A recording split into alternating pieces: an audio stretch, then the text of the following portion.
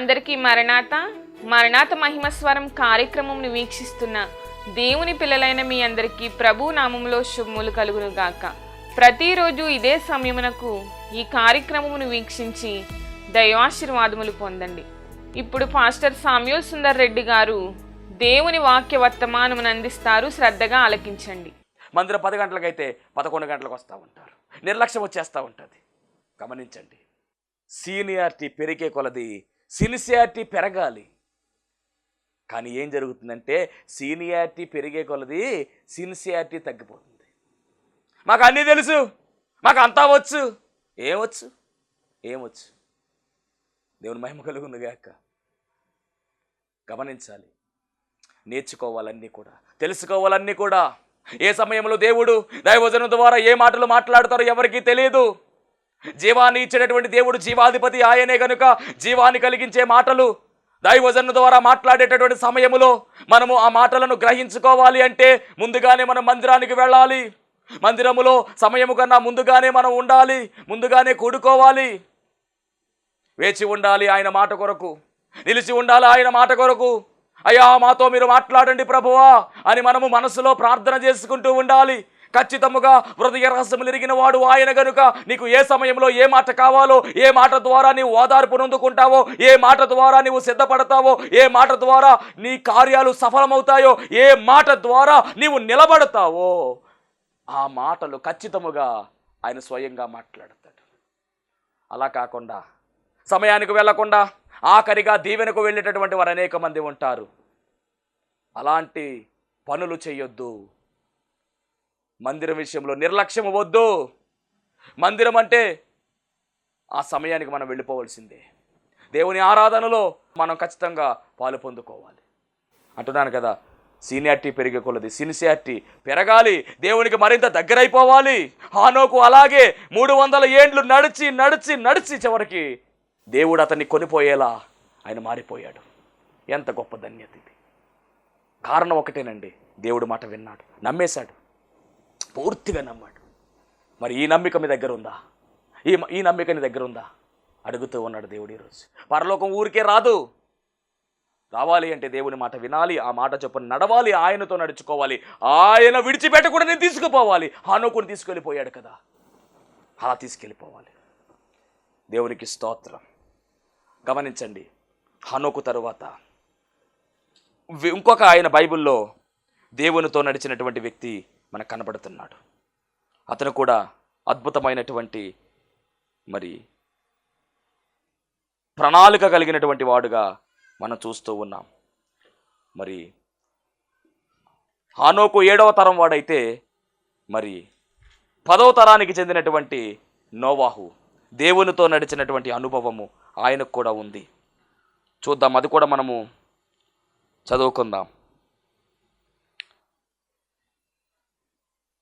ఆదికాండం 6వ అధ్యాయము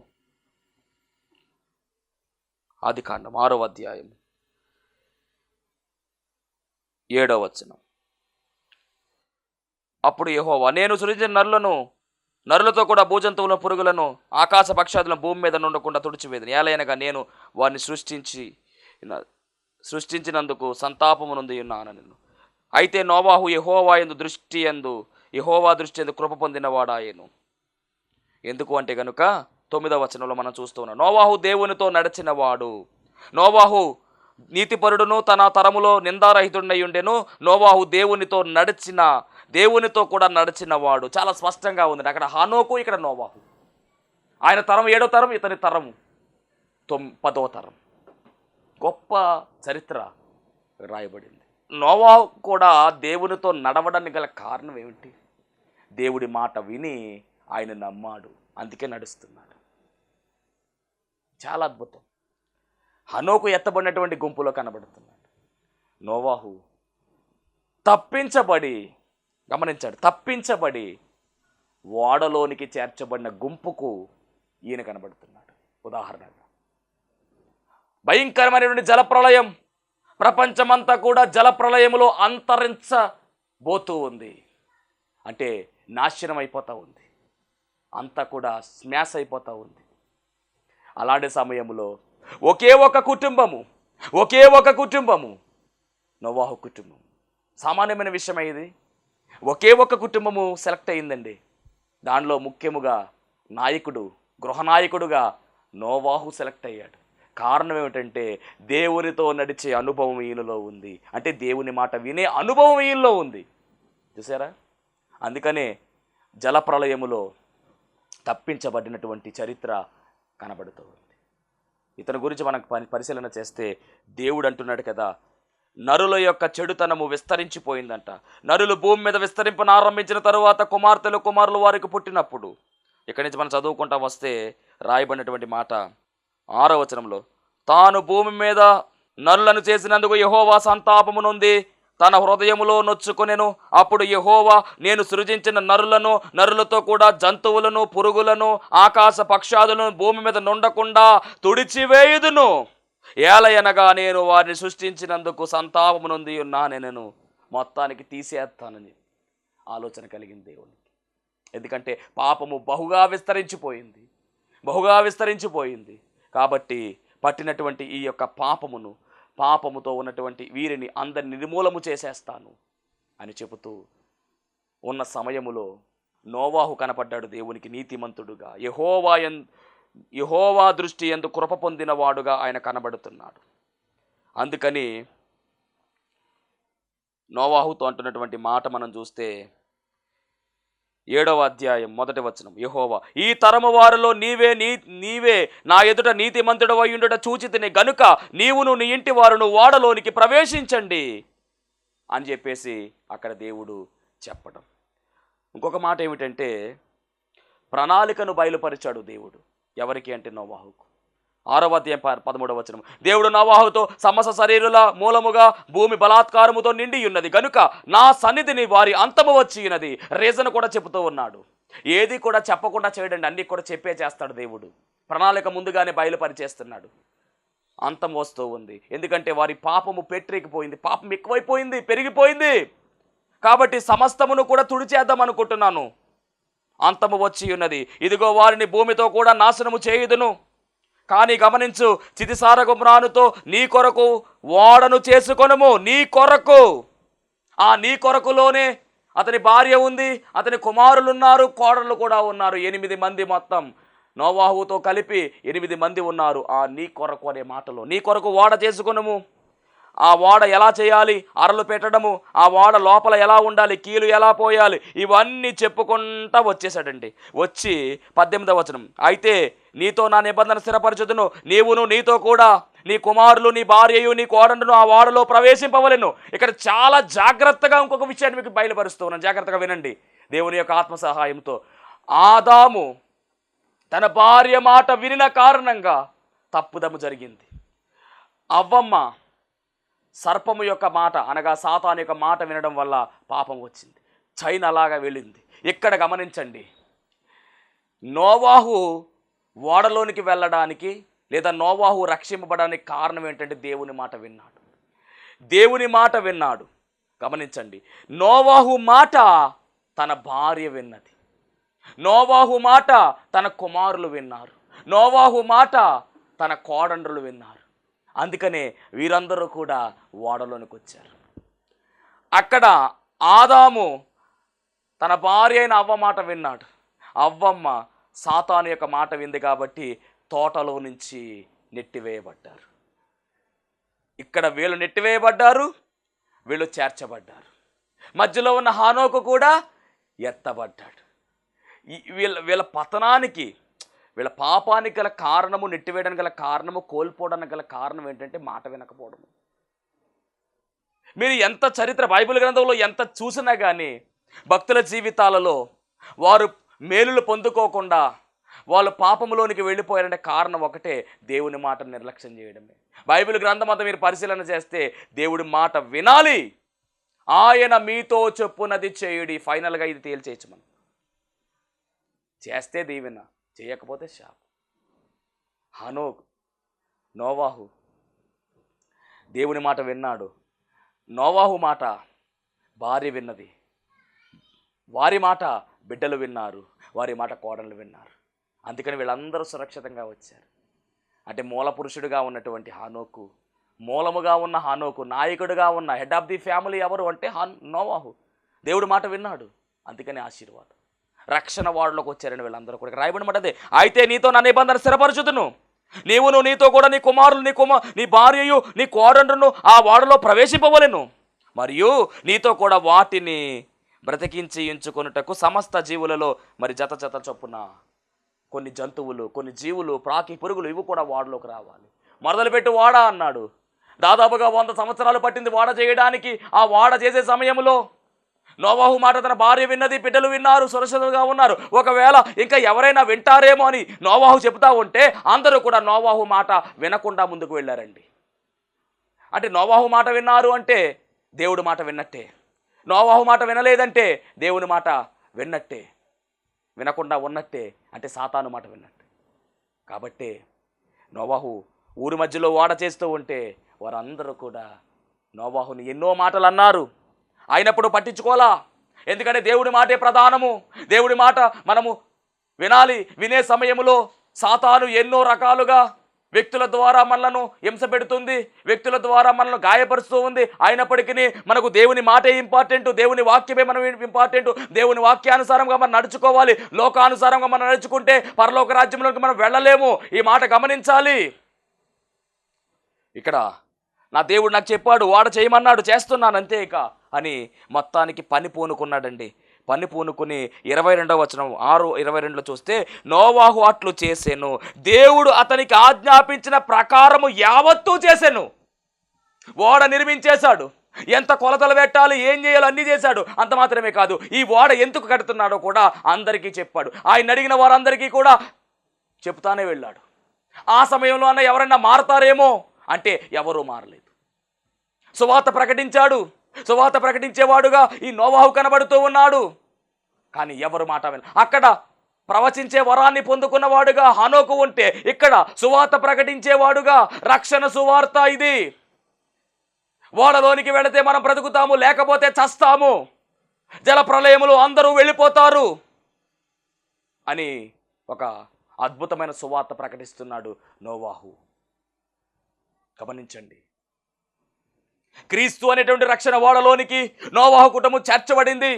ఎందుకు అంటే దేవుని మాట విన్నారు గనుక. ఇక్కడ ఆశీర్వాదము ఎవరు అంటే యేసుక్రీస్తు ప్రభువారే. ఆశీర్వాదానికి నిలయముగా ఉన్నటువంటి ఆయన లోనికి ఈ కుటుంబము చేర్చబడింది. ఈరోజు ఎవరైతే దేవుని మాట వింటారో వారు యేసుక్రీస్తు ప్రభువారి యొక్క ఆశీర్వాదానికి వారసులుగా మార్చబడతారు. ఆశీర్వాదానికి నిలయమైనటువంటి యేసుక్రీస్తు ప్రభువారి దగ్గరకు వారు చేర్చబడతారు ఆయన మాట వింటే. వింటున్నావా ఈరోజు ఆయన మాట? నోవాహు కుటుంబంలో అద్భుతమైనటువంటి చరిత్ర ఈరోజు మనం చూస్తూ ఉన్నాం. దేవునికి మహిమ కలుగు. యావత్తు చేశాడండి, యావత్తు చేశాడు. మొత్తం మీద దేవుడు అలా చేసిన తరువాత కుటుంబం అంతటిని కూడా లోపలికి వెళ్ళమంటున్నాడు. యెహోవా 7వ అధ్యాయం 1వ వచనము, ఈ తరములో నీవు నా ఎదుట నీతిమంతుడు అయి ఉండుట చూచితిని కనుక నీవును నీ ఇంటి వారును ఓడలోనికి ప్రవేశించండి అని చెప్పేశాడు. ఇంకో మాట 5వ వచనం, తనకు ఆ యెహోవా ఆజ్ఞాపించిన ప్రకారము నోవాహు యావత్తూ చేసెను. చూసారా? అంటే దేవుడి మాట విన్నాడా వినలేదంటే విన్నాడు. విన్నాడు కాబట్టి రక్షణ వాడలోనికి వెళ్ళాడు. నీవు దేవుని మాట వింటే క్రీస్తు అనేటువంటి రక్షణ వాడలోనికి వస్తావు, లేకపోతే చస్తావు. అంటే అర్థం ఏమిటి? 2వ మరణము. జాగ్రత్త. మొదటి మరణం అందరికీ వస్తుంది, సహజం అది. 2వ మరణము భయంకరమైనటువంటిది. అది పురుగు చావదు, అగ్ని ఆరదు, మండుచున్నటువంటి అగ్ని గుండమే 2వ మరణము. దాన్ని తప్పించబడాలి అంటే యేసుక్రీస్తు ప్రభువారిలోనికి మనము చేర్చబడాలి. రక్షణ వాడ అనేటటువంటి క్రీస్తు వాడలోనికి మనమందరము కూడా చేర్చబడాలి అంటే కనుక ఈ సువార్తను మీరు వినాలి, విని నమ్మాలి. నమ్మిన వానికి రక్షణ అన్నారు. నమ్మి బాప్తిసం పొందితే రక్షింపబడతావు, నమ్మని వానికి శిక్ష విధింపబడును అని వ్రాయబడింది. ఏమి నమ్మాలి అంటే యేసుక్రీస్తు ప్రభువారే నిజమైన దేవుడని నమ్మాలి. ఆయన ద్వారానే పరలోక రాజ్యము ఉందని నమ్మాలి. ఆయన రక్తంలోనే మనకు విమోచన ఉందని నమ్మాలి. ఆయన ద్వారానే పరలోక రాజ్యంలోనికి మనం వెళతామని నమ్మాలి. నిత్య జీవంలోనికి మనం వెళ్ళాలి అంటే ఆయన మాట వినేవారముగా మనం ఉండాలి. అదే సువార్త. దేవునికి మహిమ కలుగునుగాక. వింటున్నావు ఆయన మాట? ఎక్కడ మొదలెట్టాము? ఆశీర్వాదం దగ్గర మొదలు పెట్టుకొచ్చాము మనము. ఈ ఆశీర్వాదము ఎలాంటిదంటే భూ సంబంధమైనది కాదు, ఇది పర సంబంధమైనటువంటి ఆశీర్వాదము. పరలోక సంబంధమైన ఆశీర్వాదమే ప్రభు అయి ఉన్నారు. భూలోకంలో నువ్వు దీవించబడతావు, పరలోకంలో దీవించబడతావు. గమనించాలి. ఎందుకు అంటే మొదట మీరు నా నీతిని, రాజ్యమును వెతకండి, పైనున్న వాటిని వెతకండి. చింతించవద్దు. మీ చింత యావత్తు ఆయన మీద వేయండి. మీకు ఏ సమయంలో ఏం కావాలో అంత ఆయన ఇస్తాడు. ఇవ్వాలి అంటే ఆయన మాట వినండి అమ్మా. నిర్లక్ష్యం చేయవద్దు ఆయన మాట గురించి. వాక్యానుసారంగా మనం నడుచుకోవాలి. మొదటి పరీక్ష ఆదాము అవ్వలు ఫెయిల్ అయిపోయారు, కానీ మనం పాస్ అవుదాం. హనోకు పాస్ అయ్యాడు, ఎత్తబడ్డాడు. నోవాహు పాస్ అయ్యాడు, రక్షణ ఓడలోనికి వెళ్ళబడ్డాడు. ఎంత అద్భుతమైన! తాను తన ఇంటి వారు రక్షింపబడ్డారు. కుటుంబం అంతా రక్షణలోకి వచ్చేసింది. అంటే ఆయన మాట వింటే ఎంత దీవెన ఉందా? చాలా దీవెన ఉందండి. సాతాను మన మనోనేత్రాలకు గుడ్డితనం కలగచేసి ఆయన మాట వినకుండా వాడు చేస్తున్నాడు. వాక్యం విత్తబడేటటువంటి సమయంలో సాతాను చేసేటటువంటి ఎన్నో పనులు గమనించాలి. మందిరంలో చాలామంది కూర్చుని వాక్యం వింటూ ఉంటారు, కానీ వారి ఆలోచన మందిరంలో ఉండదు. వారి ఆలోచన వాక్యం మీద ఉండదు. వారి ఆలోచన ఇంటి మీద ఉంటుంది. బాడీ అయితే ప్రజెంట్ అవుతుంది, కానీ మైండ్ ఆబ్సెంట్ అంటూ ఉంటారు సార్. అలా సాతాను గడి చేస్తూ ఉంటాడు. అనేక రకమైన ఆలోచనలు కలిగిస్తూ ఉంటాడు. కాబట్టి మందిరంలో కూర్చున్నటువంటి మనము చాలా జాగ్రత్తగా దేవుని వాక్యము శ్రద్ధగా వినాలి. వాక్యం అనే విత్తనము వెదజల్లుతూ ఉంటారు. వాక్యం అనే విత్తనము వెదజల్లేటటువంటి సమయంలో కొన్ని విత్తనాలు త్రోవ ప్రక్కన పడినట్టుగా రాయబడుతుంది.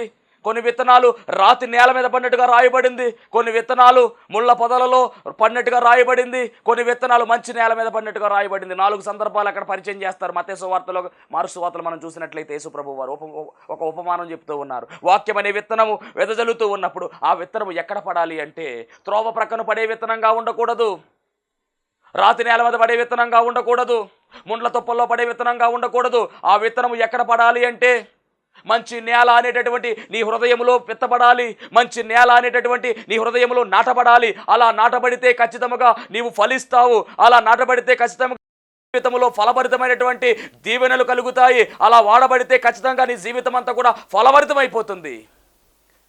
ఇది కూడా దేవుడి మాట వినడమే. విత్తబడినటువంటి విత్తనము 30 ఆశీర్వాదం ఉంది అందులో, 60 ఆశీర్వాదం ఉంది అందులో, 100 ఆశీర్వాదం ఉంది. అలా కాకుండా త్రోవ ప్రక్కన పడినట్లయితే ఆకాశ పక్షులు వచ్చి వాటిని ఎత్తుకుని వెళ్ళిపోతాయి. సాతాను ఎత్తుకుని వెళ్ళిపోతాడు.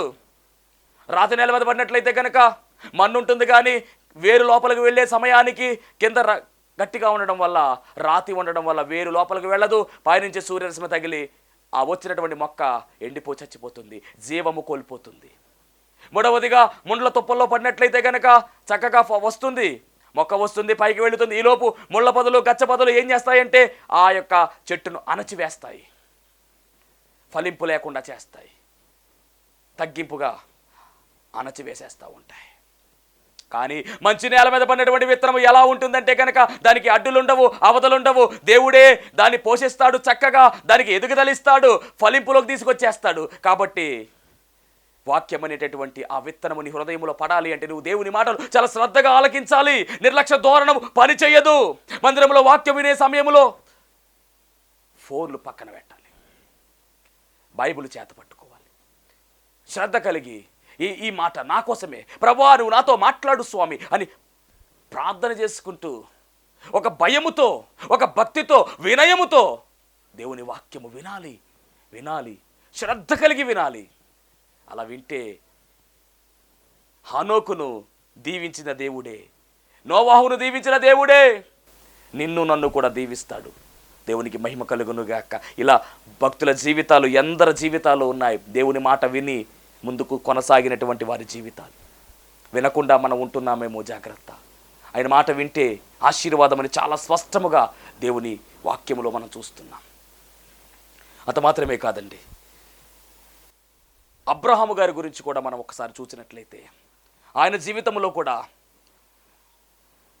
మరి పిలిపించిన సమయంలో 12వ అధ్యాయం 1వ వచనంలో యెహోవా నీవు లేచి నీ దేశము నుండి, నీ బంధువుల యొద్ద నుండి, నీ తండ్రి ఇంటి నుండి బయలుదేరి నేను నీకు చూపించు దేశమునకు వెళితే ఈ దీవెనలన్నీ నీకే అని చెబితే అబ్రహాము వెంటనే ఆ రీతిగా వెళతాడు.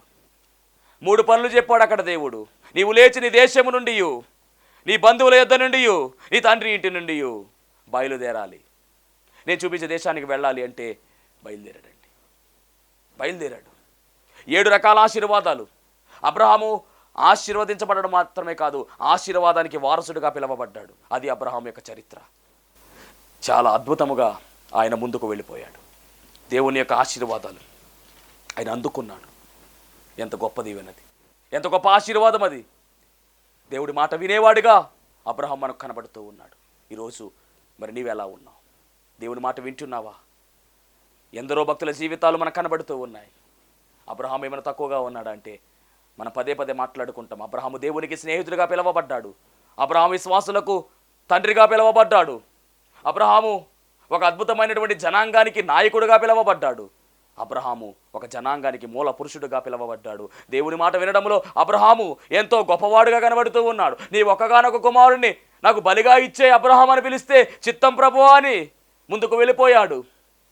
నాకు దేవుడి కంటే ఎవరు ఎక్కువ కాదు, దేవుడి మాటే నాకు ప్రాముఖ్యము, ఆయన మాట నేను వింటాను. ఎన్ని అవరోధాలు వచ్చినా, ఎన్ని అడ్డులు వచ్చినా, ఎన్ని ఆటంకాలు వచ్చినా దేవుడి మాటనే నేను జరిగిస్తాను, దేవుని చిత్తాన్ని నేను జరిగిస్తానని ముందుకు వెళ్ళాడు. కాబట్టి ఈరోజు అబ్రహాం ఒక వీరుడుగా, ఒక ధీరుడుగా, దేవుని స్నేహితుడుగా, ఒక విశ్వాసులకు వీరుడుగా, తండ్రిగా కనబడుతూ ఉన్నాడు. ఇలాంటి భాగ్యం నీకు కావాలంటే దేవుని మాట నువ్వు వినాలి, వినాలి. ఎన్ని దీవెనలు, ఎన్ని దీవెనలు, ఎన్ని ఆశీర్వాదాలు. మోషే గారి గురించి కూడా మనం చూసినట్లయితే ఆయన కూడా దేవుని మాట విన్నవాడుగానే కనబడుతూ ఉన్నాడు. అద్భుతము కదా. చక్కని నడిపింపు, చక్కని నడిపించాడు. కాబట్టి దేవుని మాట వినాలి. ఎక్కడ కూడా అశ్రద్ధ పనిచేయదు. నిర్లక్ష్య ధోరణి వద్దు. నిర్లక్ష్య ధోరణి మన జీవితంలో వద్దు. అద్భుతం ఏమిటంటేనండి, దేవుని మాట సృష్టి చాలా స్పష్టంగా వింటుంది. భూమి ఆయన మాట వింటున్నట్టుగా రాయబడింది బైబిల్ గ్రంథంలో. ఆకాశం ఆయన మాట వింటుంది, భూమి ఆయన మాట వింటుంది. ఆదికాండం 1వ అధ్యాయం 11-12 వచనాలు మనం చూస్తే దేవుడు భూమితో మాట్లాడుతూ ఉన్నాడు. చూడండి ఎంత అద్భుతమైనటువంటి మాట అది. ఆదికాండం 1వ అధ్యాయం 11-12 వచనాలు. దేవుడు గడ్డిని, విత్తనములిచ్చు చెట్లను, భూమి మీద తమ తమ జాతి ప్రకారము తమలో విత్తనములు గల ఫలమిచ్చు ఫలవృక్షములను భూమి మొలిపించును గాకాని పలుకగా ఆ ప్రకారమాయను. నువ్వు మొలిపించు అన్నాడు. మొక్కలను మొలిపించు, వృక్షాలను మొలిపించు అంటే మొలిపించింది. దేవుడు మాట విన్నది. ఒక సందర్భంలో కోరాహుకు సంబంధితులు వ్యతిరేకంగా మాట్లాడుతూ ఉంటే దేవుడు భూమికి ఒక పని చెప్పాడు. నీ నోరు తెరచి వారిని మృంగే అనగానే భూమి నోరు తెరచి మృంగేసింది. యేసుక్రీస్తు ప్రభువు శిలువ మ్రాను మీద ఆయన పడుతున్నటువంటి కష్టము చూచి, ఆయన పడుతున్నటువంటి వ్యాధను చూచి భూమి వణికిపోయింది. అంటే భూమి ఎలా ఉంది అంటే దేవుని మాట వినేదిగా ఉంది. ఇక ఎన్నో ఆధారాలు ఉన్నాయి బైబిల్ గ్రంథంలో. ఆకాశము కూడా ఆయన మాట విన్నట్టుగా రాయబడింది. ఆకాశం ఆయన మాట విన్నది. ఇంకో మాట చెప్పాలంటే భూమి ఆకాశములు ఆయన మాట వింటున్నాయి. యెషయా గ్రంథం 66వ అధ్యాయము 1వ వచనము, ఆకాశము నా సింహాసనము, భూమి నా పాదపీఠము, మీరు నా నిమిత్తము కట్టనుద్దేశించిన ఇల్లు ఏ పాటిది అంటే భూమి, ఆకాశము ఆయన సింహాసనముగా, భూమి ఆయన పాదపీఠముగా ఉన్నాయి. యెషయా 62:2లో మనం చూస్తే భూమి ఆకాశములు వణుకుతున్నట్టుగా మనకు కనబడుతున్నాయి. చదువుదాం. అవన్నీ నా హస్తకృతములు, అవి నా వలన కలిగినవని యెహోవా సెలవిచ్చినడు. ఎవడు దీనుడై నలిగిన హృదయము గలవాడై నా మాట విని వణుకుచుండునో వానినే నేను దృష్టించేదనని రాయబడింది. భూమి ఆకాశంలో ఒరిగినట్టుగా 3:16 యోవేలు గ్రంథములు మనం చూస్తూ ఉన్నాం. చాలా రెఫరెన్సులు ఉన్నాయి బైబిల్ గ్రంథములో. అలాగే భూమి ఆకాశంలో దేవుడు పిలవగా అవి వచ్చినట్టుగా రాయబడుతుంది యెషయా గ్రంథం 48:13లో. ఎంత అద్భుతము. తర్వాత మన మీద సాక్ష్యం కూడా చెప్తున్నాయండి అవి. ద్వితీయోపదేశకాండం 30వ అధ్యాయము 19వ వచనంలో మన మీద సాక్ష్యం కూడా చెబుతూ ఉన్నాయి. ద్వితీయోపదేశకాండం 30:19లో మన మీద సాక్ష్యం ఇస్తూ ఉన్నాయి. చదువుదాం ఒకసారి. 30:19. నేడు జీవమును మరణమును ఆశీర్వాదమును శాపమును నేను నీ ఎదుట ఉంచి భూమి ఆకాశములను మీ మీద సాక్షులుగా పిలుచుచున్నాను. చూసారా, సాక్ష్యం ఇవ్వడానికే సిద్ధంగా ఉన్నాయి. కాబట్టి జాగ్రత్త. అలాగే సముద్రాలు మనం చూసినట్లయితే ఎర్ర సముద్రము 2 పాయలుగా విడిపోయింది. యోనా విషయంలో సముద్రము పొంగింది. దేవుడు మాట గమనించండి. యేసుక్రీస్తు ప్రభువు వారు మరి ఆయన ప్రయాణం చేస్తున్నటువంటి ఓడ మనందరికీ బాగా తెలుసు. ఆయన ఓడ అమరాన పడుకున్నప్పుడు సముద్రంలో తుఫాను చెలరేగింది. ఆయన ఆగమనగానే తుఫాను ఆగిపోయింది. సముద్రమా నెమ్మలించనగా నెమ్మలించిపోయింది. అంటే దేవుని మాట వింటున్నాయి. మేఘము, మెరుపులు, గాలి, వర్షము, యమము అన్నీ ఆయన మాట వింటూ ఉన్నాయి. పక్షులు, జంతువులు, సమస్త భూజంతువులు ఆయన మాట వింటున్నాయి. చేప, యోనాను మింగిన చేప ఆయన మాట వింది. అంటే దేవుని మాట విని ఆ చొప్పున అవన్నీ నడుచుకుంటున్నాయి. మరి దేవుడు తన ఇష్టానుసారముగా, దేవుడు తనకిష్టమైనటువంటి వారిగా మనలను ఆయన సృజించుకున్నటువంటి మరి మనం ఆయన మాట వింటున్నామా? ఆయన బాధ పెడుతున్నామా? గమనించు.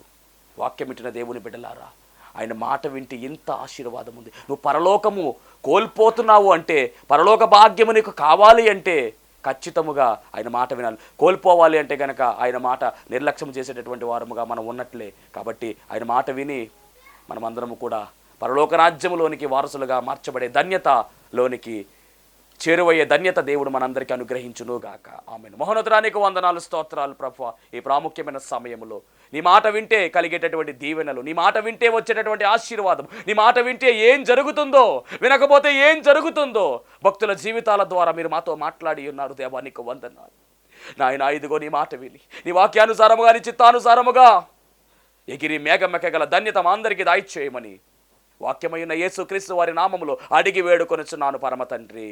ఆమేన్. అందరికీ మరణాత. దేవునికి స్తోత్రం.